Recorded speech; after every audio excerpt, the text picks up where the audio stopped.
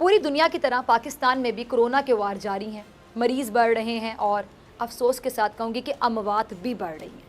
کچھ لوگ اس کا ذمہ دار حکومت کو ٹھہرا رہے ہیں، تو کچھ کہہ رہے ہیں کہ اپوزیشن اس کی ذمہ دار ہے، کچھ کہہ رہے ہیں کہ ہمارے پاس اتنے وسائل نہیں ہیں اس لیے یہ کنٹرول سے باہر ہو رہا ہے، تو کچھ لوگ کورونا کو ماننے سے انکاری ہیں، اب تک وہ انکار کر رہے ہیں۔ جبکہ حقیقت کیا ہے؟ حقیقت یہ کہ خطرہ سنگین ہوتا جا رہا ہے، مسئلہ بڑھتا جا رہا ہے۔ پہلے لوگ کورونا کا مریض دیکھنے کے لیے، آپ کو یاد ہوگا، بے چین تھے۔ آپ میں سے بہت سے لوگ جو پروگرام دیکھ رہے ہیں، مجھے سن رہے ہیں، آپ میں سے بھی ہو سکتا ہے کچھ لوگ ایسے ہو جو کہتے تھے ہمیں کورونا کا مریض دکھائیں تو صحیح، پھر یقین آئے گا۔ اب اموات ان کے سامنے ہو رہی ہیں، بوڑھے افراد اس کا زیادہ شکار ہو رہے ہیں، اور اس کے سب سے بڑے ذمہ دار آپ کو پتہ ہے کون ہے؟ ہم سب ہیں، ہم خود ہیں۔ آج ہمارا وزیر اعظم بھی وہی بات کہنے پر مجبور ہے جس کا ذکر میں اپنے ہر پروگرام میں، جب سے کرونا آیا ہے، جب سے میں نے کرونا پہ جتنے بھی پروگرامز کیے ہوں گے، ہر پروگرام میں اس بات کا ذکر کرتی چلی آ رہی ہوں۔ عمران خان صاحب بھی وہی بات کہہ رہے ہیں، دیکھیے ذرا۔ ہم نے اس کے اوپر نہ عمل کیا، اور جس طرح کی میں لاپرواہی دیکھ رہا ہوں، مجھے افسوس سے کہنا پڑتا ہے کہ ہماری جو عوام ہے وہ بڑی لاپرواہی کر رہی ہے اس کے اوپر۔ وہ لوگوں سے پوچھو، وہ کہتے ہیں جی ہم نے تو کوئی کورونا دیکھی نہیں ہے، وہ کہتے ہیں جی ہمیں تو پتہ ہی نہیں کوئی مرا ہے کورونا کی وجہ سے۔ یہ بڑی خطرناک یہ سوچ ہے، کیونکہ دیکھیں کورونا نے بڑھنا ہے، اور صرف ہم تب اس ملک کو مشکل سے بچا سکتے ہیں، اور جو ہم سمجھ رہے ہیں کہ اس مہینے اور اگلے مہینے میں جو سب سے جو پیک اگلے مہینے جولائی میں ہوگی۔ قرآن کے اندر اللہ ہمیں کہتا ہے کہ احتیاط کرو، اللہ سے بھی مانگو لیکن احتیاط کرو۔ ہم جب نماز پڑھتے ہیں تو ہم صرف ایک چیز اللہ سے مانگتے ہیں کہ اللہ ان کے راستے پہ لگا جن کو تو نے نعمتیں بخشی، ان کو نہیں جو غلط راستے پہ چلے گئے ہیں، اپنی تباہی کے راستے پہ چلے گئے۔ ہر وقت ہمارے سامنے دو راستے ہوتے ہیں، ایک تباہی کا راستہ ہوتا ہے اور ایک وہ راستہ جس میں اللہ ہمارے اوپر برکت اس کی آتی ہے۔ میں آج پھر آپ سے تاکید کرتا ہوں، میں اپنی ٹیم کی طرف سے، اپنے جو ہیلتھ ورکرز ہیں، ہمارے ڈاکٹرز ہیں، نرسز ہیں جن کے اوپر سب سے زیادہ پریشر ہے، ان کی طرف سے آپ پہ تاکید کرتا ہوں کہ آنے والے دنوں میں یہ جو ہم SOPs دے رہے ہیں، اس کو ایک اپنی ایسی ڈیوٹی سمجھیں کہ آپ نے لوگوں کی جانیں بچانی ہیں SOPs پہ چل کے۔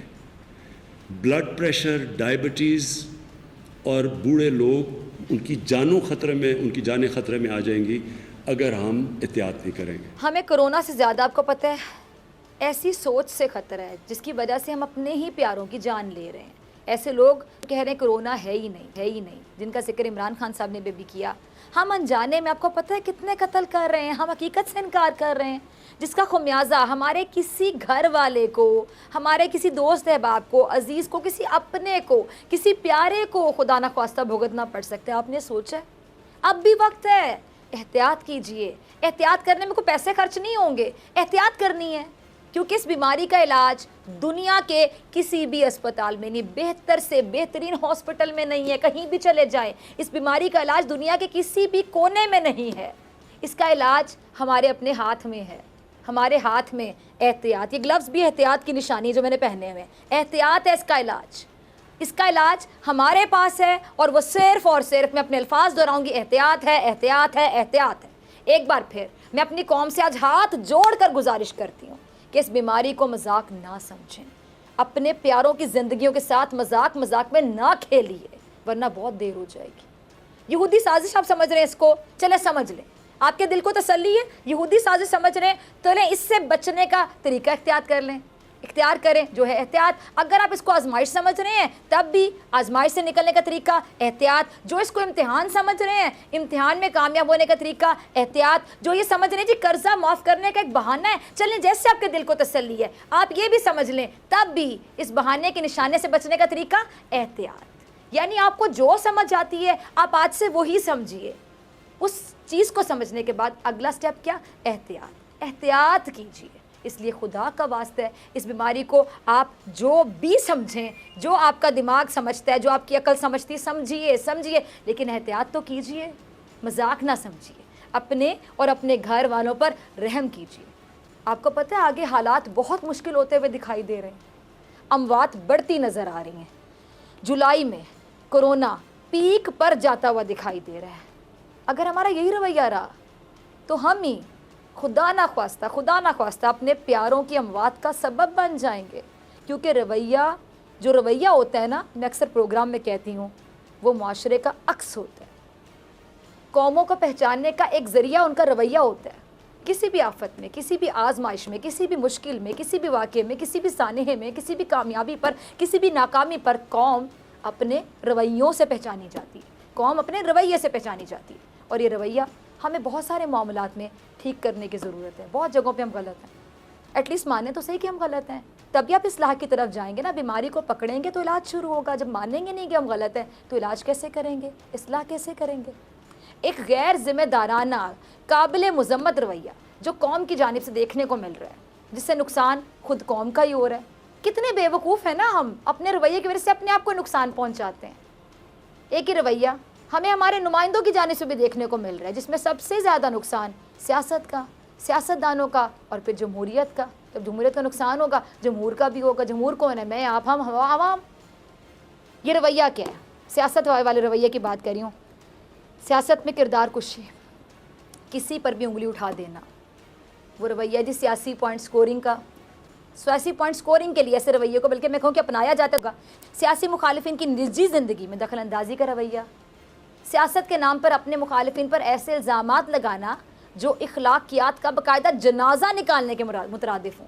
باقاعدہ کہیں کہ اخلاقیات کا جنازہ نکال دیا، ایسے الزامات. اس رویے میں پہلے بھی میرے خیال سے میں نے بہت سے پروگرامز پہ بات کی ہے، بہت سے پروگرامز میں نے اس رویے کو ڈسکس کیا ہے.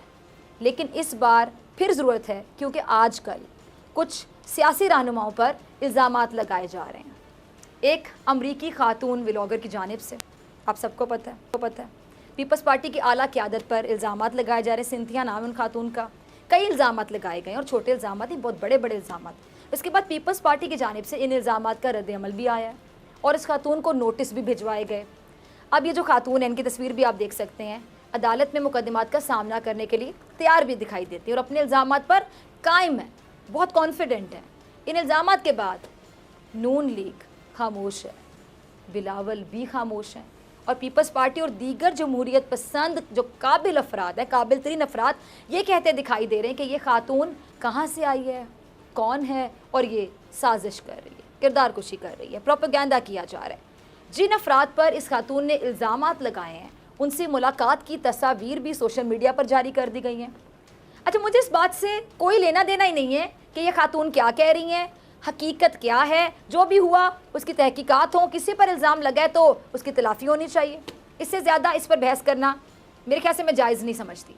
میں اس بات کے بالکل حق میں نہیں ہوں کہ اس خاتون کی باتوں کو بنیاد بنا کر آپ پیپلز پارٹی کے رہنماؤں کی کردار کشی کریں، اس کے خلاف سیاسی پوائنٹ سکورنگ کریں یا پھر ان پہ ذاتی حملے کریں. میرے خیال سے یہ حق کسی کو بھی نہیں ہونا چاہیے اور نہیں ہونا چاہیے. اگر یہی نون لیگ کے ساتھ ہوتا، سوچئے، تب بھی آپ یہ جو لوگ اب سیاسی پوائنٹ سکورنگ کرنے میں آ جائیں گے یا کسی بھی پارٹی کی بات کر لیں، کسی کے ساتھ بھی ہوتا تو میرے خیال سے میں یہی بات کرتی، تب بھی میرا یہی موقف ہوتا کہ کسی کی ذاتی زندگی پر اٹیک کرنا، لفظی وار کرنا، پوائنٹ سکورنگ کرنا، تبصرے کرنا بنتا نہیں، ان ایتھیکل ہے. اگر مولانا فضل الرحمان پر بھی اس قسم کے الزامات لگتے، یقین جانیے تب بھی میرا یہی موقف ہوتا. سیاست میں یہ لوگ غلطیاں کرتے ہیں، ملک کے ساتھ کچھ غلط کرتے ہیں، اپنی کرسی کا ناجائز استعمال کرتے ہیں تو ہم کھل کر بولتے ہیں. سب سے پہلے ہم اپنے پروگرام میں کہتے ہیں کہ ایسے نہیں چلے گا. لیکن کسی کی ذاتی زندگی کو، یا ابھی جو بات الزامات کی حد تک ہے، ابھی جو بات ثابت نہیں کوئی ہو سکی، اس کو بنیاد بنا کر پوائنٹ سکورنگ کرنا، ذاتیات پر حملے کرنا، یہ بہت ان ایتھیکل ہے. سیاست الگ ہے، ذاتیات الگ ہیں، نجی زندگی کے معاملات بالکل الگ ہیں. لیکن آج جو لوگ اس معاملے پر خاموشی کا درس دے رہے ہیں، آج جو لوگ اس معاملے پر خود بھی خاموش ہیں، اب ذرا غور سے سنیے گا، آج جو لوگ اس معاملے کو ڈسکس کرنا اخلاقیات کے خلاف کہتے ہیں، آج جو لوگ یہ کہتے ہیں کہ اس معاملے کو نہ میڈیا کوریج دے اور نہ ہی اس پر کوئی بات کی جائے، وہ لوگ ہیں. میں آپ کو پہلے ہی کہہ رہی ہوں کہ ایسا کرنا بھی نہیں چاہیے، بالکل صحیح کہہ رہے ہیں وہ. لیکن اب ماضی میں ان لوگوں کے، میں اگر ڈبل سٹینڈرڈز کی بات کروں تو آپ لوگ اگر ہی کریں گے، یہی لوگ ماضی میں سوچ کیوں نہیں رکھتے تھے، ماضی میں کہاں تھے، اور ماضی میں جہاں بھی تھے تو ان کا کردار کیا رہا، تب ان کی سوچ کہاں پہ تھی.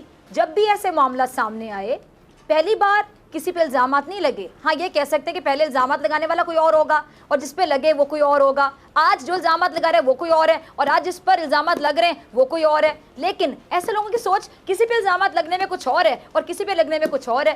یہ بات بہت کنفیوز کر رہی. آج پیپلز پارٹی کے کچھ رہنمائیں اور سنتھیا ریچی ماضی میں عمران خان کے خلاف, اب یاد کریں, ایک خاتون نے کتاب لکھی تھی, سٹوری ملتی جلتی تھی. اس کتاب میں عمران خان پر انتہائی غلیظ الزامات لگائے گئے. غلیظ کا لفظ میرے خیال سے بڑا جسٹیفائڈ ہے. غلیظ الزامات, ان کی کردار کشی کی گئی. اور شاید یہ پاکستان کی تاریخ میں پہلی کتاب تھی جس کا ٹریلر تک ریلیز کیا گیا تھا. سبسکرائب کریں اور بیل دبائیں تاکہ کوئی خبر رہ نہ جائے.